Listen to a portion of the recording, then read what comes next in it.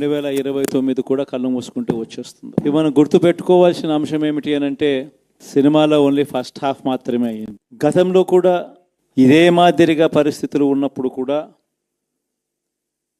మనం ఏ మాదిరిగా పైకి లేచాము అన్నది కూడా మీ అందరికీ తెలిసిన విషయాలే. నేను ఒక్కటే మీ అందరికీ చెప్తా ఉన్నా, ప్రజల్లో ఈరోజు మనం చేసిన మంచి ఉంది, ఇంటింటికి మనం చేసిన మంచి ఇంకా బ్రతికే ఉంది.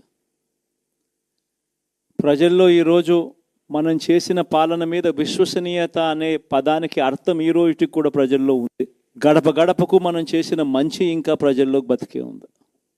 మరి ఇవన్నీ ఉన్నప్పుడు మళ్ళీ మనం లేయడం కూడా తథ్యం. కాకపోతే కొంచెం టైం పడుతుంది, ఆ టైం ఇవ్వాలి.